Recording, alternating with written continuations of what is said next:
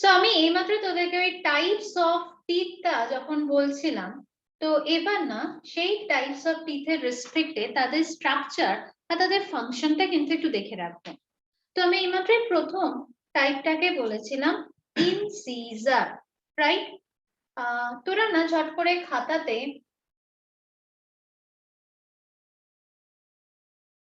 চারটে কলাম করে নে। এখানে টিথের নেম, সেকেন্ড এটা স্ট্রাকচার, ফাংশন অ্যান্ড তাদের ডায়াগ্রাম একটুখানি আমরা দেখে রাখবো। তার কারণ এই চারটে টিথের ডায়াগ্রামটা তোদের কোয়েশ্চেন পেপারে ইমপ্রিন্টেড কন্ডিশনে থাকতে পারে। সো একদম প্রথম যে স্ট্রাকচারটা আমরা ইনসিজারের পাবো সেটা লিখে রাখ, have flat sharp edges, have flat sharp edges। এর আপার পার্টটা এরকম, লোয়ার পার্টটা এরকম, ঠিক আছে? এর আপার পার্টটা এরকম, লোয়ার পার্টটা এরকম। লোয়ার পার্টটা মানে হচ্ছে এই রুট পার্টটাকে কিন্তু আমি ডিনোট করছি, ঠিক? এর ফাংশনের ঘরে লেখ, এর ফাংশনের ঘরে লেখ cutting and biting the food. It helps in cutting and biting the food, right? The next one তোরা জানিস আসছে ক্যানাইন, ক্যানাইন। এবং এই ক্যানাইনের স্ট্রাকচারে ঘরে লেখ pointed age, pointed age.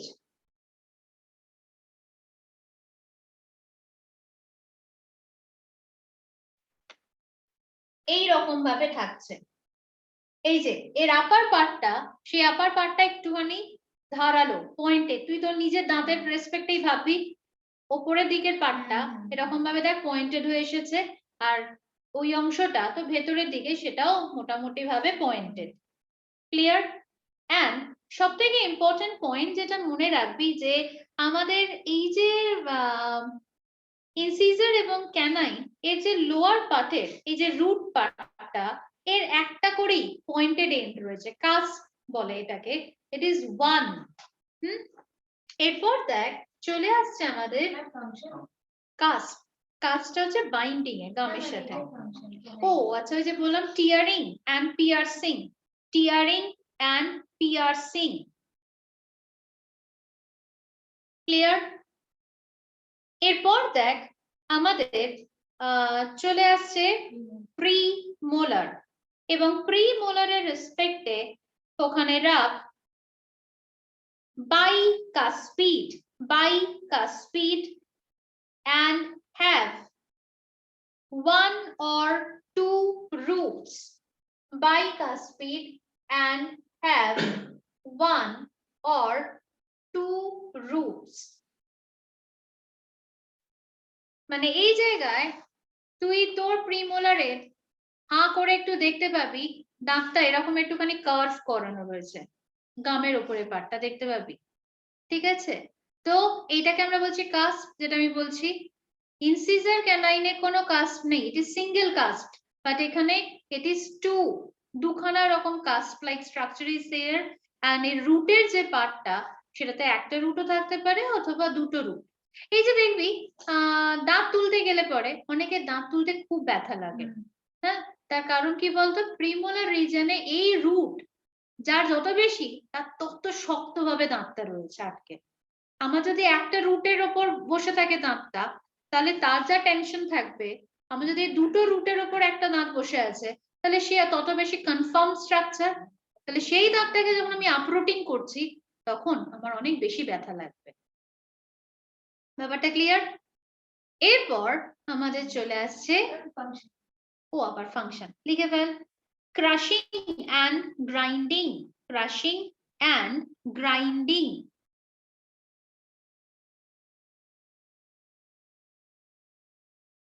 and তারপরে লেখ molar, 4 or 5 cusp, 4 or 5 cusp।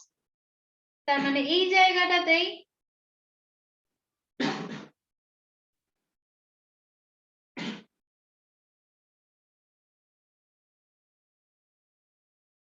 তোর মোলার রিজনের দাঁতগুলো মিররের সামনে দেখবি হাঁ করে আজকে, তো সেখানে দেখতে পাবি এরকম minimum 4 cusp there and obviously root more than 1. তার মানে আমার এই জায়গায় এই যে রুটটা এই রকম ভাবে কিন্তু রয়েছে, যদি দুটো রুট থাকে। যদি তিনটে রুট থাকে তাহলে ওই দিক থেকে ওইটা যেহেতু 3D ফর্ম, সেই হিসাবে ওই দিক থেকেও একটা রুটেড পার্ট তোরা দেখতে পাবি। ক্লিয়ার? তাহলে এর ফাংশনের পরে লিখে নে crushing, grinding and mastication. Crushing, grinding and mastication.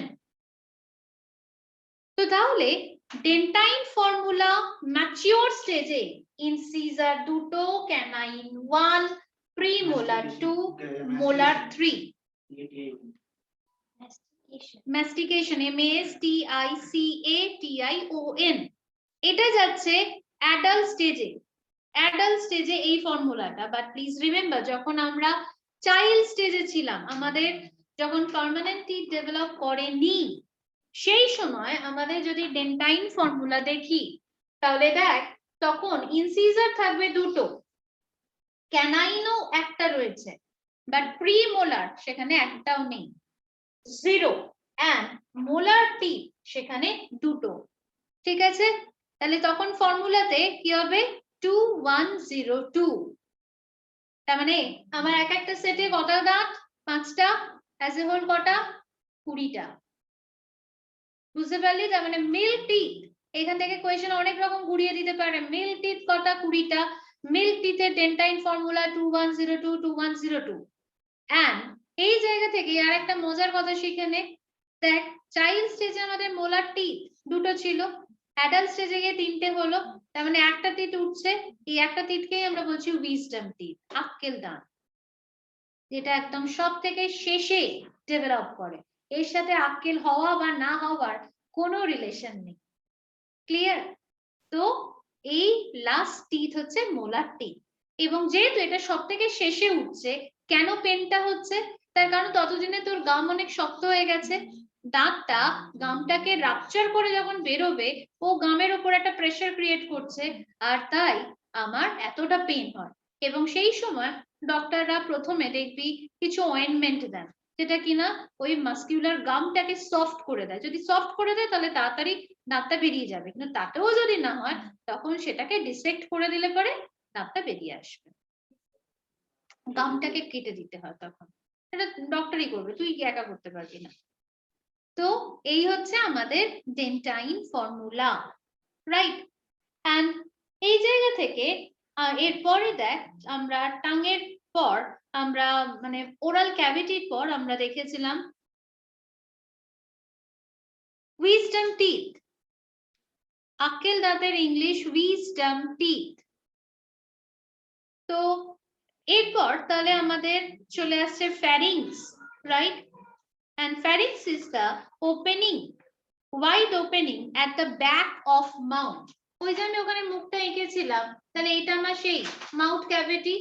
এই মাউথ ক্যাভিটির ঠিক পিছনের দিকে যে মাস্কিউলার ওয়াল লাইক স্ট্রাকচারটা রয়েছে, that is called pharynx, and posteriorly it leads into esophagus. pharynx এর পরেই তোরা দেখেছিলিস চলে এসেছে esophagus. So this esophagus is a long structure, একটু extended structure, and এই যে pharynx, এই pharynx এর একটা ওপেনিং রয়েছে যাকে আমরা বলছি গালেট, আর একটা ওপেনিং কে আমরা বলছি গ্লটিস। গালেট আর গ্লটিস দুটো কিন্তু আলাদা। গালেট কি করছে?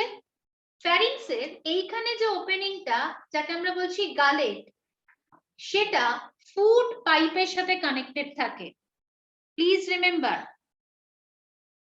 yes, gullet helps in the opening into the food pipe, আর glottis is the opening of the wind pipe. ঠিক আছে? এবং এই কারণে তুই খাবার যখন খাস, সে খাবারের ব্যাকফ্লো হয় না except vomiting, right? So তাহলে gullet is the opening of the food pipe and glottis is the opening of the wind pipe, right? And ultimately pharynx has opening into the internal nares. অনেক সময় দেখতে পাবি এই যে nares means আমাদের nasal চেম্বারটা, তুই অনেক সময় nasal ড্রপ দিলে দেখবি তোর মুখটা তেতো তেতো লাগে, তাই না? তার কারণ তোর এই nares এর সাথে এই জায়গারও একটা ওপেনিং রয়েছে যাকে আমরা কি বলি, এপিগ্লটিস, রাইট? কভারিংটা ওটারই যে ওপেনিং পোর্শনটা তাকেই আমরা বলবো। সো এই জায়গা থেকে শুধু নাক কেন, কানের সাথে ওর কানেকশন রয়েছে। ইউস্টেশন টিউব কানের পার্ট, সেই ইউস্টেশন টিউবের সাথেও কিন্তু ওর একটা স্ট্রং কানেকশন ওপেনিং থাকছে, but they are always covered. যদি কোনো কারণে এপিগ্লটিসের ওপেনিংটা খোলা থাকে তখনই সেখানকার মেটেরিয়ালটা আমাদের মাউথ ক্যাভিটি বা ওই ফ্যারিংসের পার্টটাতে এসে পড়ছে। সো ফ্যারিংস এর পর চলে আসছে ইসোফেগাস, আমি এইমাত্র বললাম একটা টিবিউলার স্ট্রাকচার, এন্ড এই টিবিউলার স্ট্রাকচারটাকে আমরা বলছি ফুড পাইপ, যে ফুড পাইপ মাসকিউলার ওয়াল এবং সেই মাসেল গুলোর কন্টিনিউয়াস কনস্ট্রিকশন রিল্যাক্সেশন এর মাধ্যমে আমার খাবারটা স্লোলি নিচের দিকে মুভ করে, and that movement is called peristaltic movement, right? and ultimately এই জায়গা থেকে এই ফুড ইসোফেগাস এসে মিট করছে এই সেই স্টমাকের সাথে, right? so this is the stomach, and এই যে স্টমাক, এই স্টমাকের যে ইনার ওয়াল সেখান থেকে HCl সিক্রেট হচ্ছে, আর যে HCl hydrochloric acid as a bacteriocidal effect, আমার খাবারের মধ্যে কোনো রকম রোগ জীবাণু থাকলে ও তাকে মেরে ফেলবে, এবং এই স্টমাক বিভিন্ন রকম প্রোটিওলাইটিক এনজাইম প্রডিউস করছে যার জন্য প্রোটিন জাতীয় খাবারের এখানে ডাইজেশন হয়। and এরপর এই স্টমাকের নিচের দিকে যে অংশটা সেটাকে আমরা বলছি small intestine, which is highly coil structure, তাই না? highly coil structure, and এই জায়গা থেকে এই যে স্মল ইন্টেস্টাইন তার যদি টিস্যু লেভেল স্ট্রাকচার দেখি আমরা মনে রাখবো এই স্মল ইন্টেস্টাইনের যে ইনার ওয়াল সেইখানে কিছু এরকম ফিঙ্গার লাইক প্রজেকশনস থাকে, রাইট? and এই ফিঙ্গার লাইক প্রজেকশনের inner part are always covered by the epithelial tissue, এবং এই এপিথেলিয়াল টিস্যু থাকার জন্য সারফেস এরিয়া বেশি হয়ে গেল, তার ফলে স্মল ইন্টেস্টাইনে আফটার দ্য এনজাইমাল অ্যাক্টিভিটি অ্যাবসর্পশনটা হচ্ছে, খাবারের অ্যাবসর্পশনটা হলো, and this structure is called villi, right? and এই জায়গা থেকে স্মল ইন্টেস্টাইন এসে আলটিমেটলি যে জায়গাটাতে মিট করে যে স্ট্রাকচারটা তৈরি করবে তাকে আমরা বলবো লার্জ ইন্টেস্টাইন, and এই লার্জ ইন্টেস্টাইনের তিনটে পার্ট কি কি? অ্যাসেন্ডিং কোলন এরকম ভাবে গেছে, তার উপর দিয়ে গেছে ট্রান্সভার্স কোলন, তাই না? এইরকম ভাবে আমার ছবিটা এখন ভীষণ বাজে আঁকছি আমি, এটা হচ্ছে ট্রান্সভার্স কোলন, নিচের দিকে নামলো ডিসেন্ডিং কোলন, রাইট? and এই কোলনটা নিচের দিকে নেমে গিয়ে তৈরি করবে রেকটাম, and এর একদম লাস্ট ওপেনিংটাকে আমরা বলছি অ্যানাস। সো তাহলে এই যে colon, ascending transverse descending colon, এইখানে আলটিমেটলি আমার যে আনডাইজেস্টেড মেটেরিয়ালটা এখানে মুভ করছে, and তারা এসে স্টোর হবে রেকটামে, and একটা সার্টেন অ্যামাউন্ট এখানে স্টোর হবার পর অ্যানাসের যে পাইলোরিক স্ফিংটার মাসলস গুলো ছিল সেই স্ফিংটার মাসলস ওপেন হবার মাধ্যমে স্টুলটা আমার বডি থেকে বেরিয়ে যাবে। This is the structure of the alimentary canal. Done? আজকের ক্লাসে এলিমেন্টারি ক্যানালের স্ট্রাকচারটা অবধি আমি পড়াবো, and এইটুকুন পার্ট যেন পড়া হয়ে যায়। বুঝতে পারা গেল? কারো কোনো অসুবিধা আছে?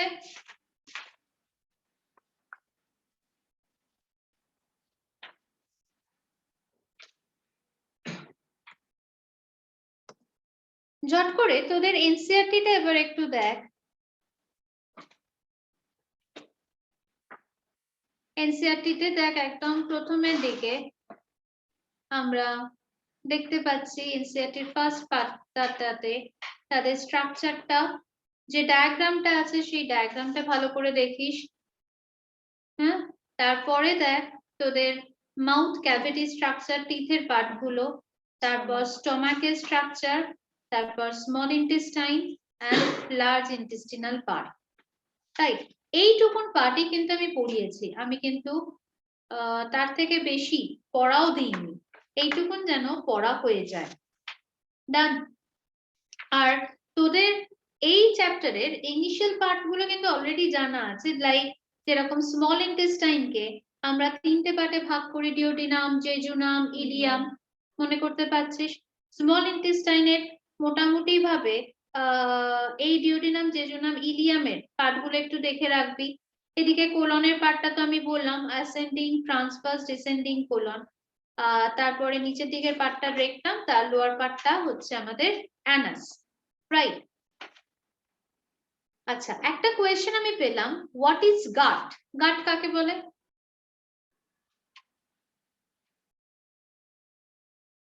হোয়াট ইজ গাট? তাড়াতাড়ি বল। কেউ পারবো না?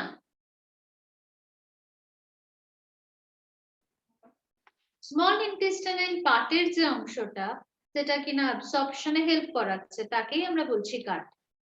ঠিক আছে?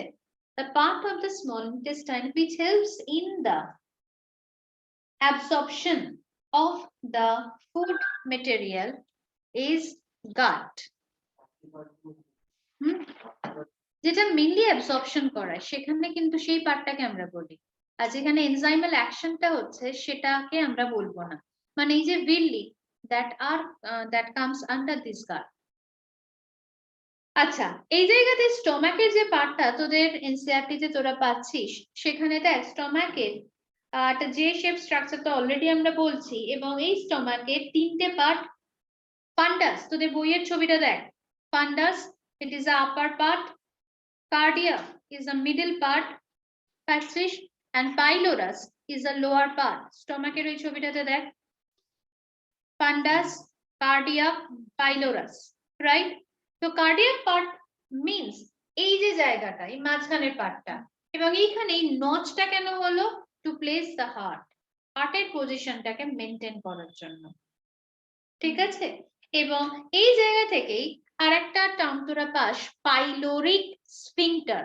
পাইলোরিক স্ফিংটার, পাইলোরিক স্ফিংটার কি না, একটা রিং অফ স্মুথ মাসলস থাকে এই লোয়ার পার্টটাতে, পাইলোরিক পার্টটাতে। যে স্ফিংটার মাসলটা ওপেন হবার পরেই খাবারটা স্টমাক থেকে ইন্টেস্টাইনে মুভ করবে, তাকেই আমরা বলবো পাইলোরিক স্ফিংটার, রাইট? এইবার আমি এখন বিয়ে বাড়িতে গেলাম বা প্রচুর খাবার খেয়েছি, তো আমার স্টমাকের ওভারলোডিং হয়ে যাবে, এবং তখনই আমার কিন্তু আপগাটেশন হবে, আমার খাবারের indigestion, and that result into acidity, তার ফলে আমার খাবারটা একটা সার্টেন টাইমের পর ভমিটিং হয়ে যাবে। তাহলে এই জায়গা থেকে ওই যে আমি গালেট বলেছিলাম, ভমিটিং এর সময় শুধু গালেটের ওপেনিং হচ্ছে, and সেখানে ও অ্যালাউ করছে ব্যাকফ্লো অফ ফুড কে, বাট নরমালি গালেট কিন্তু ক্লোজ হয়ে যাবার পর সে কিন্তু আর খাবারকে মানে নিচ থেকে উপরের দিকে উঠতে দেবে না। ক্লিয়ার? তাহলে এই জায়গা থেকে একবার একটুখানি এনসিইআরটিটা ঝট করে দেখে নে, এবং তোদের পয়েন্টস গুলো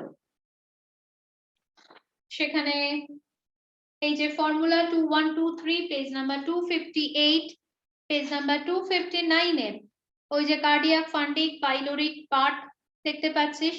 তারপরে এই যে স্মুথ মাসলস এর এই যে স্ট্রাকচারটা, সেই পার্টগুলো একটু দেখে রাখ, এবং তারপরে পেজে 16.4 ট্রান্সভার্স সেকশনটা, এইটার লেবেলিংটা একটু দেখে রাখবি। ট্রান্সভার্স সেকশনের দেখ, এর outermost layer that is called serosa, এর ভেতরের দিকে inner circular and outer longitudinal muscle, that সেই জায়গা থেকে একদম ইনার সেরোসা, ইনার সার্কুলার যে মাসেলটা, ওই পুরোটাকে নিয়ে আমরা বলছি মাসকুলারিস পার্ট। তার ভিতরে রয়েছে সাবমিউকোসা, তার ভিতরে রয়েছে মিউকোসা এবং একদম inner most part is called lumen. তার মানে তোর এখানে না সিকোয়েন্স অনুযায়ী সাজাতে দেয়, ইনার টু আউটার অথবা outer to inner, inner to outer বা আউটার টু ইনার, এই সিকোয়েন্সটা যেন ভালো করে মনে থাকে। এটা কিন্তু তোর হিস্টোলজিক্যাল স্ট্রাকচার। এন্ড এই জায়গা থেকে আমাদের এই যে মিউকোসা লেয়ার যেটা, সেইখানে আরো একটা টার্ম আমরা পাই ক্রিপ্টস অফ লিভার কুহান, ওই যে ভিল্লি, সেই ভিল্লির পার্টের এটা একটা অংশ, সেটা আলটিমেটলি আমার ফুডের ডাইজেশনসে এন্ড অ্যাবজর্পশনে হেল্প করবে। দেখ তোদের page number 216 and all the four layer, last লাইনটা দেখ 216, all the four layer shows modification in different parts of the alimentary canal, right? মানে ওই যে সেরোসা, সাবমিউকোসা, মিউকোসা, লিউমেন, এই চারটে লেয়ার আলটিমেটলি মডিফাইড হয়ে আমার ফুডের ডাইজেশনে হেল্প করছে। ঠিক এইটুকুন পড়া থাকছে, এইটুকুন পড়া যেন হয়ে যায়। আর তারপর আমরা পরের দিনে ডাইজেস্টিভ গ্ল্যান্ড একটা করব, আর লাস্ট থাকবে আমাদের ডাইজেশনের ফাংশন। বাট এটার সাথে আমি একটা ছোট্ট পড়া দেব, একটুখানি দেখে নে 265 disorder of the digestive system. Digestive সিস্টেমে ডিসঅর্ডারের মধ্যে দেখ প্রথম চলে আসছে জন্ডিস। জন্ডিসে কি হয় তোরা জানিস, আমাদের যে লিভার সেল সেটা এফেক্টেড হচ্ছে, তার ফলে আমার স্কিন, আমার আই, আমাদের নেলস এর পার্ট গুলো বিকামস ইয়েলো। তার কারণ বিলিরুবিন, বিলিভার্ডিনের পরিমাণ সেখানে প্রচুর হয়ে যায়, তাই এটা একটা ইয়েলিশ প্যাচ তৈরি করে। ভমিটিং, অলরেডি আমি বললাম, overloading of food in the stomach, এবং তার ফলে ওই গালে টোপেন হয়ে যাচ্ছে, ফুডের ব্যাকফ্লো হলো, আমার ভমিটিং হলো। ডায়রিয়া, আমার নর্মাল বাউল মুভমেন্টের যদি কোনো রকম চেঞ্জ আসে তাকেই আমরা বলবো ডায়রিয়া। আমি ফুচকা খেলাম, টক জল খেলাম, উল্টোপাল্টা খাবার খেলাম, তাহলে অবশ্যই আমার ইন্টেস্টাইন, আমার স্টমাকের কাজটা ডিস্টার্ব হবে, তো তাই তখন হয়ে যাচ্ছে diarrhoea. Any type of contaminated ফুডের মাধ্যমে হয়। কনস্টিপেশন, আমার কিছু বলার নেই। ইনডাইজেশন, যখন আমার খাবারটা হজমই হচ্ছে না, এবং সেখানে আবারও যদি আমরা বেশি পরিমাণে খাবার খাই, সেই ক্ষেত্রে এনজাইমাল অ্যাক্টিভিটি গুলো প্রপার হয় না, তখন তাকে আমরা বলছি। এন্ড লাস্টলি দেখ পেম। পেম কাকে বলছিস না, আমাদের ফুডের যদি প্রোটিন এনার্জি ম্যালনিউট্রিশন থাকে, দেখতে পাচ্ছিস আমার খাবারে যদি পর্যাপ্ত পরিমাণে প্রোটিন ইনটেক না থাকে, তখন আমার প্রোটিন ডেফিসিয়েন্সি যেটা ডেভেলপ করবে তাকে আমরা বলবো পেম। এন্ড এটাকে আমরা দুটো ভাগে ডিভাইড করি, marasmus and kwashiorkor, right? So marasmus যেটা আমার প্রোটিনের ডেফিসিয়েন্সির জন্য আমার প্রপার অ্যামাউন্টে ক্যালোরি যদি আমি না পাই তখন হবে, রাইট? এন্ড তো ওখানে আছে। আর এই ম্যারাসমাসটা, oh that is not in your book. So এই ম্যারাসমাসটা জেনারেলি আমরা দেখতে পাবো ইনফ্যান্ট স্টেজে, ইয়ার মানে লেস দ্যান 1 ইয়ার, 1 বছরের কম হলে পরে তখন ম্যারাসমাস, রাইট? আর kwashiorkor again protein deficiency disease, but তার থেকে একটু বড় বয়সে, 1 বছরের থেকে বেশি বয়সে এটা হচ্ছে। আর সেই জায়গা থেকে একটা বাচ্চা যখন ব্রেস্টফিড করছে, সে যদি কোনো কারণে ব্রেস্টফিড করতে না পারে, তাহলেও কিন্তু তার এই কোয়াশিওরকর ডিজিজটা ডেভেলপ করতে পারে। মানে আলটিমেটলি দুটোই প্রোটিন ডেফিসিয়েন্সি ম্যালনিউট্রিশন। প্রোটিন ইনটেকটা আমার বডিতে পর্যাপ্ত পরিমাণে না হয়, ক্যালোরির রিকোয়ারমেন্টটা যদি ফুলফিল না হয়, তাহলেই এই দুটো কন্ডিশন ডেভেলপ করবে, রাইট? সো তাহলে কি কি পড়া থাকলো বোঝা গেছে সবার? এলিমেন্টারি ক্যানাল অবধি, ডাইজেস্টিভ গ্ল্যান্ডের আগে পর্যন্ত, এবং তার সাথে এই disorder of the digestive system. ডান?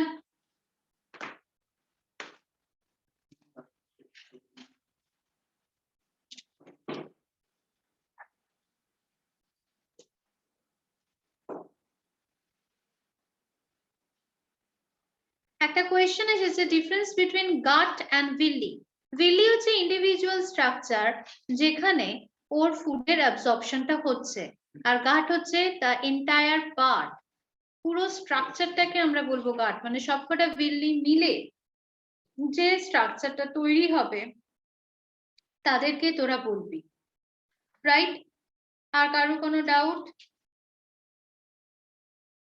তাড়াতাড়ি বল, আর কোনো ডাউট?